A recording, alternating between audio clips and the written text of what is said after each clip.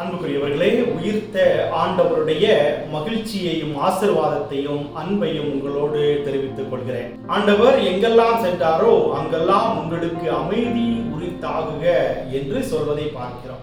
அமைதியினுடைய அர்த்தம் அதிகமாக இருக்கிறது. இன்னைக்கு எத்தனையோ பேருடைய வாழ்க்கையில நிம்மதி இல்லாம, அமைதி இல்லாம, சந்தோஷம் இல்லாம, மகிழ்ச்சி இல்லாம கஷ்டப்பட்டு கொண்டிருக்கிறாங்க. அவர்களுக்கு தான் ஆண்டவர் இன்னைக்கு தருகின்ற செய்தி, உங்களுக்கு நான் அமைதியை தருகிறேன். ஆண்டவர் உயிர்த்தெழுந்த பிறகு முதல்ல மகதலா மரியாவுக்கு காட்சி கொடுக்கிறார். அடுத்ததாக இன்னொரு பெண்ணுக்கு காட்சி கொடுக்கிறார். மூன்றாவதாக யாருக்கு காட்சி கொடுக்கிறானா, புனித பேதுருவுக்கு காட்சி கொடுக்கிறார். இதைத்தான் நாம் இன்றைய நாளிலே பார்க்க இருக்கிறோம். பேதுரு ஆண்டவர் இறந்த பிறகு பயந்து போய் குழம்பி போய் இருக்கிறார்.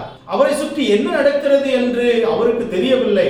ஏன்னா இது ஒரு பெரிய ஒரு இழப்பு. என் ஆண்டவரை நான் இழந்து விட்டேனே. சாதாரணமாக இழந்து விடுவது வேறு. என்னை அதிகமாக நேசித்து அன்பு செய்து பாசத்தால் பராமரித்து வந்த இயேசுவை உனக்கு தெரியுமா அப்படின்னு கேட்ட பொழுது, எனக்கு அவரை தெரியாதுன்னு 3 முறை நான் மறுதலித்தேனே.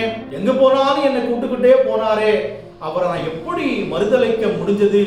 சூழ்நிலை என்ன அப்படி மாத்திருச்சே அப்படின்னு சொல்லி இவர் மனம் குமுறி அழுது கொண்டிருக்கிறார். இந்த நேரத்துல இயேசு உயிர்த்தெழுந்த பிறகு இவரை அசிங்கப்படுத்த வேண்டும் என்று அவர் நினைக்கல.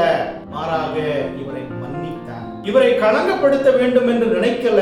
மாறாக இவர் மீது இரக்கத்தை காட்டினார். இவரை தண்டிக்க வேண்டும் என்று நினைக்கவில்லை. மாறாக இவர் மீது உணர்வு பூர்வமான பாசத்தை காட்டினார். எல்லாரும் நினைப்போம், நான் பெரிய ஆளு, என்கிட்ட அவன் வரணும், மன்னிப்பு கேட்கணும், என்னை தேடி வரணும் நாம் நினைக்கிறோம்.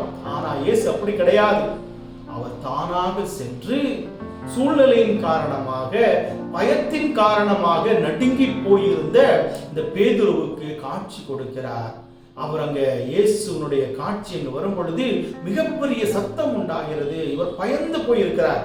அந்த நேரத்துல தான் ஆண்டவர் சொல்றாரு, உனக்கு அமைதி உரித்தாகுக.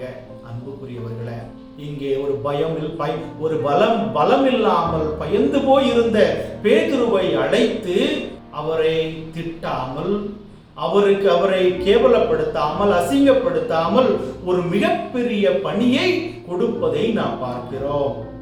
நீ இன்றிலிருந்து உன்னை நான் திருச்சபையின் தலைவராக உருவாக்குகிறேன் சொல்லி நீ ஒரு பாறை, இந்த பாறையின் மீது நான் திருச்சபை கட்டுவேன் சொன்னார். பாத்தீங்களா? அந்த ஒரு மிகப்பெரிய பொறுப்பை, பணியை பேதுருவுடைய கையிலே ஒப்பு கொடுக்கிறார். இங்கதான் கிளைமாக்ஸ் இருக்குது. அன்புக்குரியவர்களே, ஆண்டவருடைய அந்த உயிர்ப்புக்கு முன்பாக கோழையாக பயந்து போயிருந்த இவருடைய வாழ்க்கை தைரியமாக மாறுகிறது. இனிமேல் நான் வாழ்ந்தால் இயேசுவுக்காகத்தான். இயேசு உயிரோடு இருக்கும்போது கூட ஒரு வார்த்தை சொன்னாரு, ஆண்டவரே நாங்க எங்க போவோம்? வாழ்வு தரும் வார்த்தை உம்மிடம் தானே இருக்கிறது, வாங்கள் நாமும் போவோம், அவரிடம் சாவும் சொன்னாரு. ஆனால் இவரிடம் இருந்த அந்த பயம் தோல்விக்கு அழைத்து சென்றது.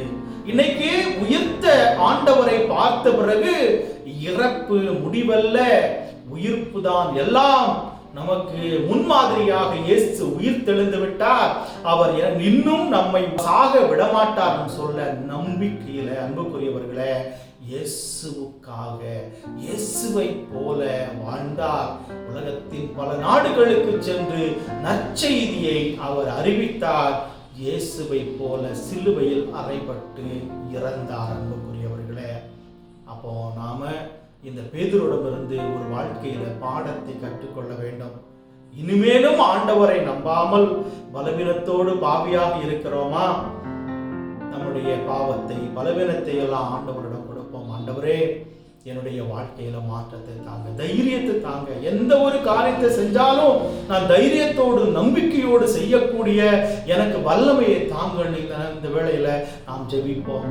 உயிர்த்த ஆண்டவர் உங்களுக்கு வல்லமையும் ஆசீர்வாதத்தை நிறைவாக தருவதற்காக நான் ஜெபிக்கிறேன். அன்புக்குரியவர்களே, இந்த காணொளி உங்களுக்கு பிடித்திருந்தால் தமிழ் பைபிள் டிவி சேனலுக்கு நீங்கள் சப்ஸ்கிரைப் செய்து இதே உங்களுடைய நண்பர்களுக்கு அனுப்பி கொடுத்து உங்களுடைய பேராதரவை எங்களுக்கு தருமாறு கேட்டுக்கொள்கிறேன். God bless you.